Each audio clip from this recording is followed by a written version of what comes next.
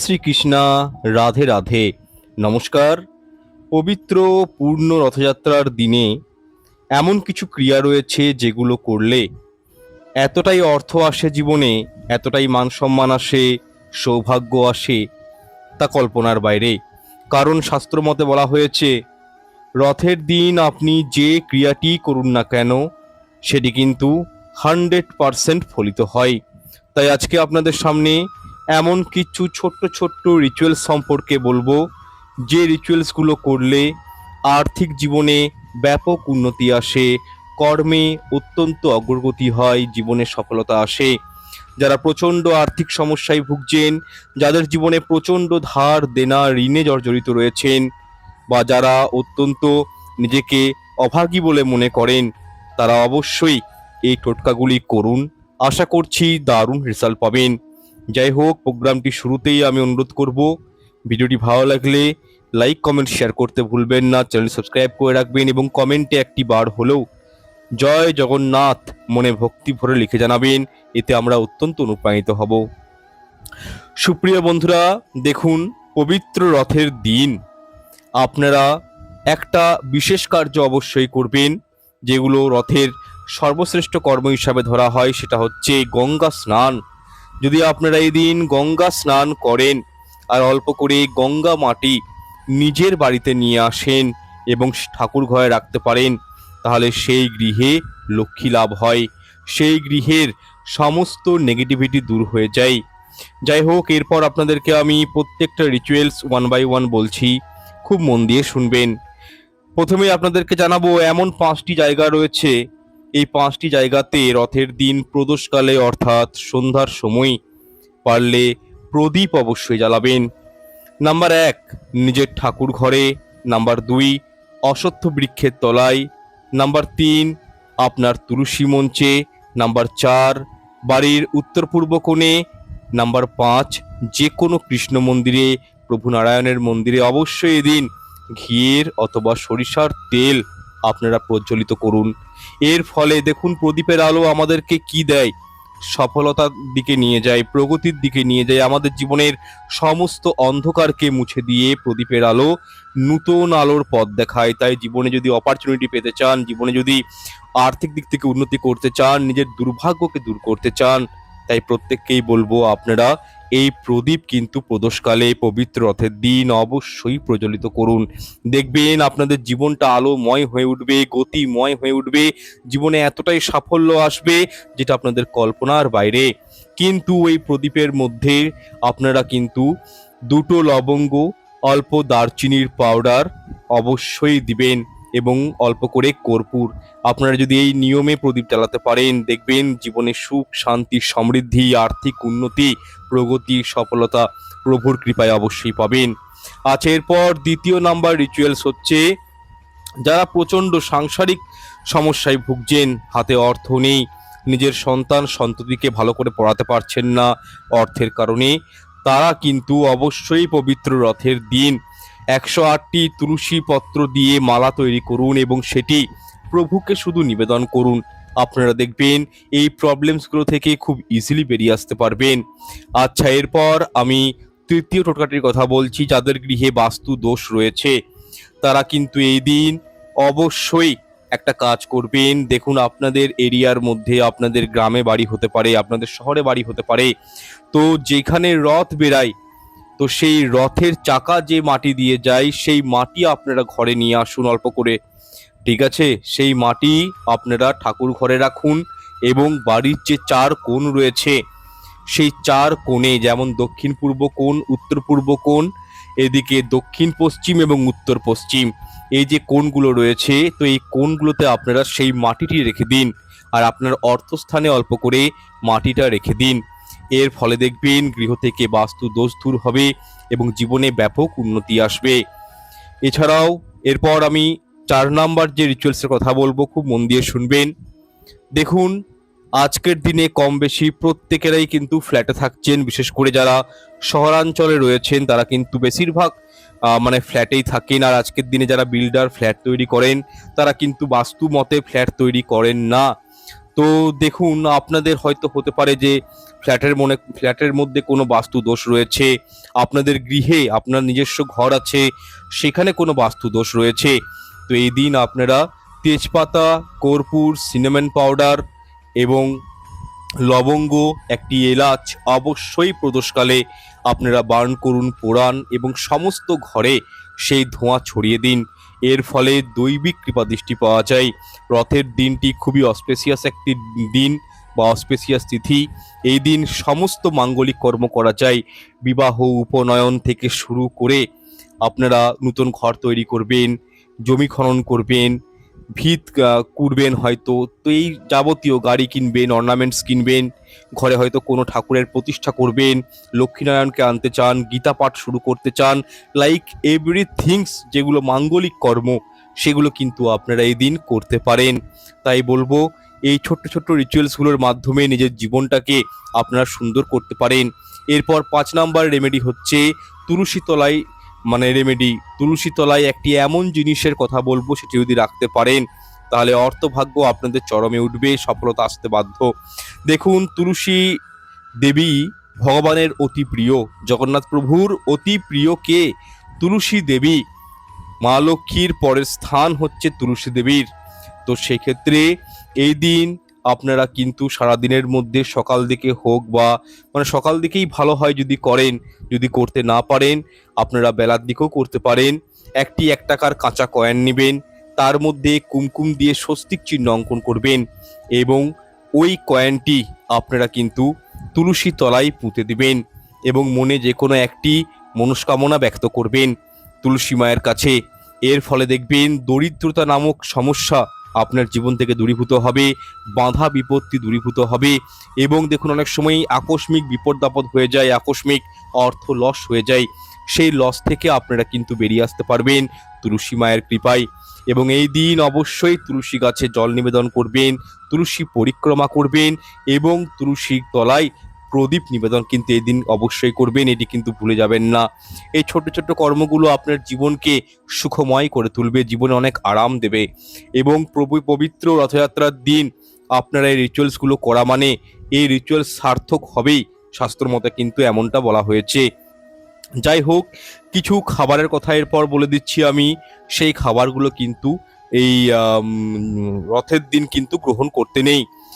তেতো জাতীয় খাবার, নিম, উচ্ছে, করলে, এগুলো কিন্তু গ্রহণ করতে নেই। আচ্ছা, আর কি খাবেন না? পটল বা যে কোনো প্রকারের শাক এই দিন কিন্তু গ্রহণ করতে নেই, শাস্ত্র মতে নিষিদ্ধ। পোড়া জাতীয় খাবার যেমন বেগুন পোড়া, টমেটো পোড়া গ্রহণ করবেন না। নেশাদ্রব্য রয়েছে যেগুলো, বিড়ি, পান, সিগারেট, গুটকা, মদ, লাইক এই খাবারগুলো খাবেন না। আমিষ আহার গ্রহণ এই দিন করবেন না। মাংস যেমন রয়েছে, মাছ, ডিম, এগুলো কিন্তু গ্রহণ করতে নেই। অন্যদিকে এমন কয়েকটি খাবার রয়েছে, সেটি কিন্তু এই দিন খেলে জীবনে ব্যাপক উন্নতি আসে। আমি আপনাদেরকে বলে দিচ্ছি সেগুলো দেখুন। এই রথের দিন অবশ্যই নিজে হাতে ক্ষীর অথবা পায়েস তৈরি করবেন এবং সেই পায়েসের মধ্যে কাটিং মিছরি মিশাবেন, কেশর দিবেন এবং সেটি প্রথমে প্রভুকে নিবেদন করবেন, তারপর নিজেরা খাবেন। এই খাবারটি খেলে জীবনে অর্থভাগ্য খুলে যায়, জীবনে অপরচুনিটি আসে, শরীর স্বাস্থ্য ভালো থাকে। এছাড়া প্রত্যেকে জানি আমরা প্রভু জগন্নাথ দেবের অতি প্রিয় ফল হচ্ছে কাঁঠাল। তাই এই দিন অবশ্যই প্রভুকে কাঁঠাল নিবেদন করবেন। এই কাঁঠাল প্রভুকে নিবেদন করলে এবং সেটি যদি নিজেরা পরে প্রসাদ রূপে গ্রহণ করেন, তাহলে দেখবেন ঘর থেকে বৈষম্যতা দূর হবে এবং কলহ, ক্লেশ থেকে মুক্তি পাবেন, সম্পর্কের মধ্যে স্থায়িত্ব লাভ হবে এবং তার সাথে রোগ জ্বালা থেকে, বিপদ আপদ থেকে এবং অর্থনৈতিক টানাপোড়ান থেকে আপনারা কিন্তু বেরিয়ে আসতে পারবেন। তাই অবশ্যই এই দিন কাঁঠাল প্রভুকে নিবেদন করবেন। দ্রষ্টব্য একটাই, আপনারা প্রভুকে যে খাবারটি দিবেন সেই খাবারের মধ্যে কিন্তু তুলসী পত্র অবশ্যই দিবেন, কারণ তুলসী পত্র প্রভুকে নিবেদন না করলে সেই জলখাবার কিন্তু প্রভু গ্রহণ করেন না। অবশ্যই কিন্তু এই দিন আপনারা জগন্নাথের প্রণাম মন্ত্র পাঠ করবেন, লক্ষ্মীনারায়ণের পুজো করবেন। যাদের ঘরে কৃষ্ণগোপাল ঠাকুর রয়েছে, লক্ষ্মীনারায়ণ রয়েছে, তাদেরকে একটু শৃঙ্গার করাবেন এবং উনাদের পছন্দের মতন কিছু ভোগ উনাদেরকে কিন্তু নিবেদন করবেন। আচ্ছা, এরপর আমি আরেকটি ছোট্ট রিচুয়ালসের কথা বলছি, যদি পারেন নিজের কন্যা সন্তানকে দিয়ে করাবেন। এই দিন আপনারা কন্যা সন্তানের 2 হাতে হলুদ লাগিয়ে দিবেন, ভালো করে হলুদ বেটে লাগিয়ে দিবেন এবং কন্যা সন্তানের 2 হাত দিয়ে হাতের যে ছাপ সেটি কিন্তু সদর দরজায় অবশ্যই নেবেন। এই দিন যদি আপনারা এই ছোট্ট ক্রিয়াটি করতে পারেন তাহলে এতে কি হয়, গৃহ থেকে বাস্তু দোষটা দূরীভূত হয়। দেখুন, ঘরের কন্যা সন্তানের উপর বর রয়েছে, আশীর্বাদ রয়েছে ভগবানের, যে ইনি কিন্তু মা লক্ষ্মী, বাড়ির কন্যা সন্তান স্বয়ং মা লক্ষ্মী। তো সুতরাং যদি লক্ষ্মী লাভ করতে চান, অর্থনৈতিক জীবনে প্রচুর উন্নতি করতে চান, তাহলে কিন্তু রথের দিন এই ছোট্ট একটি ক্রিয়া অবশ্যই করবেন। আচ্ছা, এরপর আমি আরও একটি উপায় বলে দিচ্ছি।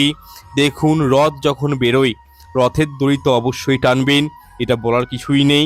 কিন্তু রথ যখন দাঁড়িয়ে যাবে তখন কি করবেন, রথের যে দড়ি রয়েছে তার থেকে অল্প একটু দড়ি আপনারা সংগ্রহ করবেন এবং সেটি সর্বদা ঠাকুর ঘরে বা অর্থস্থানে আপনারা কিন্তু রেখে দিবেন। এর ফলে সফলতা আপনাদের জীবনে অবশ্যই আসবে, সুখ শান্তি জীবনে অবশ্যই আসবে এবং ওই দড়ি টুকরো যতদিন আপনাদের ঘরে থাকবে ততদিন কিন্তু বাইরের কোনো নেগেটিভিটি আপনার গৃহে কিন্তু প্রবেশ করতে পারবে না। যারা ভাবছেন নতুন তুলসী চারা লাগাবেন গৃহে, তারা কিন্তু এই দিনটি উপযুক্ত দিন।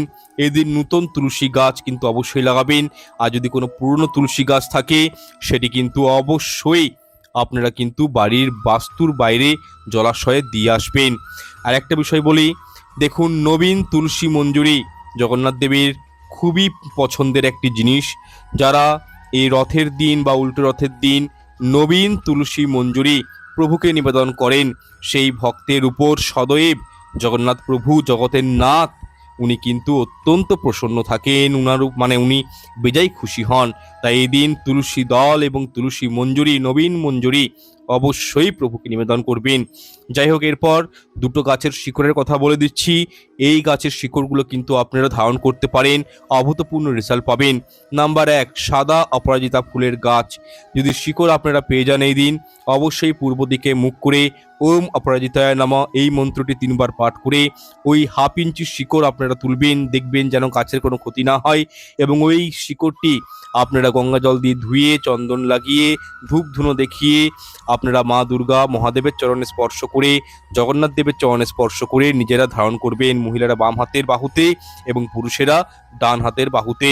যদি হাতে পড়তে অসুবিধা হয় আপনারা কিন্তু গলায় পড়বেন, কিন্তু কি কোমরে পড়বেন না, গলাতে পড়লে ভালো। এই শিকড়টি পড়লে কি হয়, সর্বকর্মে সফলতা। অপরাজিতা গাছের শিকড় মানে আপনি অপরাজয় হয়ে থাকবেন। আপনার গৃহে বাস্তু দোষ রয়েছে, বাইরের থেকে কেউ আপনার উপর টুকটাক করছে, কালাজাদু করছে, সেখান থেকেও আপনি কিন্তু রেহাই পেয়ে যাবেন এই শিকড়ের মাধ্যমে। তাই প্রত্যেককেই বলবো যে এই গাছের শিকড় যদি আপনারা এই দিন বিধিপূর্বক আপনারা ধারণ করতে পারেন, তার মানে বুঝবেন আপনি কিন্তু অপরাজয় হয়ে উঠবেন, সর্বকর্মে সফলতা পাবেন, আর্থিক দিকে উন্নতি আসবে, আপনার জীবন থেকে সমস্ত দরিদ্রতা দূর হবে, সমস্ত গোপন শত্রুর নাশ হয়ে যাবে। আপনার কলিগস, আপনার পরিবারের লোক, আপনার পাড়া প্রতিবেশী কেউ আপনার পিছনে লাগছে, আপনার কষ্ট দিতে চেষ্টা করছে, তো আপনি এই উপায়টি করে দেখুন, চমৎকার রেজাল্ট পাবেন। আচ্ছা, দ্বিতীয় শিকড়টি হচ্ছে তুলসী গাছের শিকড়। আপনারা যদি এই দিন তুলসী গাছের শিকড় ধারণ করতে পারেন, এতেও আর্থিক উন্নতি ব্যাপক হয়, জীবনে আয় উন্নতি বৃদ্ধি পায়, জীবনে প্রসপারিটি, সুখ শান্তি সমৃদ্ধি বৃদ্ধি পায়। তাই প্রত্যেকের উদ্দেশ্যে বলবো আপনারা কিন্তু এই দিন এই দুটি শিকড় অবশ্যই ধারণ করবেন, দেখবেন সুখ শান্তি আপনাদের জীবনে আসছে কিনা। আপনারা বহুবিধ প্রবলেম থেকে, সমস্যা থেকে আপনারা কিন্তু রেহাই পেয়ে যাবেন। জগন্নাথ দেবের পুজোতে যদি আপনারা পারেন এই দিন কিছু জিনিস রয়েছে সেগুলো কিন্তু ক্রয় করে আনতে পারেন। যেমন ধরুন ময়ূর পালক, এই দিন আপনারা যে কোনো কৃষ্ণ মন্দিরে, খাটুশ্যামজির মন্দির দান করতে পারেন এবং সেখান থেকে ময়ূর পালক পুজো করে ঘরে নিয়ে এসে উত্তর পূর্ব কোণে রাখলে কি হয়, রাহু গ্রহ তুষ্ট হয়ে যায়। আপনারা দেখবেন ফিনান্সিয়াল দিক থেকে অনেকখানি লাভবান হবেন, গৃহ থেকে বাস্তু দোষ দূর হবে, গৃহে সুখ শান্তি বজায় থাকবে। এছাড়াও আরেকটি জিনিস বলে দিচ্ছি আপনাদেরকে, এই দিন যদি পারেন জগন্নাথ দেবের চিত্রপট বা জগন্নাথ দেবের পিতলের মূর্তি গৃহে যদি প্রতিষ্ঠা করাতে পারেন, এটি আপনাদের জীবনে অনেকখানি সুখকর হবে, আপনাদের জীবনে ভাগ্যের পথটা খুলে যাবে, বন্ধভাগ্যটাকে আপনারা কিন্তু নিজেরা ম্যানেজ করতে পারবেন, আপনাদের জীবনে এতটাই সৌভাগ্য আসবে যেটা কল্পনার বাইরে। এছাড়াও এই দিন যদি আপনাদের পাশাপাশি কোনো ভান্ডারা হয় কোনো মন্দিরে, সেই ভান্ডারাতে আপনারা চাল, লবণ, ঠিক আছে, অবশ্যই দান করুন। এই দিনের দানের মাহাত্ম্য মানে অক্ষয় হয়ে থাকে। আপনারা যদি এই দিন গরিব মানুষকে কিছু দান করেন, কিছু খাওয়ান, বৈষ্ণব দলকে কিছু খাওয়ান, এতে কিন্তু জীবনে অভূতপূর্ণ রেজাল্ট পাবেন। যাই হোক, এরপর 5টি কর্ম বলে দিচ্ছি। এই কর্মগুলো কিন্তু রথযাত্রার দিন করবেন না। নাম্বার 1, ক্ষৌর কর্ম, চুল দাড়ি নখ কাটা, বিউটি পার্লারে যাওয়া, এইরূপ কোনো কর্মগুলো কিন্তু রথের দিন করতে নেই। এতে গ্রহ দোষাস তৈরি হয়ে যায়, গ্রহদোষ কিন্তু লেগে যায়। প্রভু জগন্নাথ দেবও অত্যন্ত রাগান্বিত হন। কোনোভাবেই এই দিন কোনোভাবেই ঘোর কর্ম কিন্তু করবেন না। আর একটা বিষয় আপনাদেরকে আমি বলে দিচ্ছি, এই দিন স্বামী স্ত্রীর মধ্যে কোনো প্রকার মানে শারীরিক সম্পর্ক স্থাপন করবেন না। এই দিন কিন্তু সাত্বিক আহারের উপর থাকবেন এবং নিজের মনকে সংযম করবেন। যত বেশি পারবেন হরি নাম জপ করবেন, এতে জীবনে সফলতা আসবে। আচ্ছা, এরপর আপনাদেরকে আমি বলে দিই, এই দিন কোনোভাবেই আমিষ আহার গৃহে রন্ধন করবেন না, আমিষ আহার ঘরে গ্রহণ করবেন না। এই দিন আপনি যদি পারেন কোনো মন্দির গিয়ে ভিজিট করবেন লক্ষ্মীনারায়ণের, এবং সেখানে গিয়ে অবশ্যই পুজো দিন। এতে আপনাদের জীবনে উন্নতি আসবে, সফলতা আসবে প্রভুর কৃপায়। যাই হোক, এই যে পয়েন্টগুলো আপনাদেরকে বললাম আমি, সেগুলো মাথায় রাখবেন। প্রোগ্রামটি দীর্ঘায়িত আর করছি না, এখানে সমাপ্ত করছি। দেখা হচ্ছে পরের অনুষ্ঠানে। ঈশ্বর আপনাদের মঙ্গল করুক। নমস্কার, ধন্যবাদ।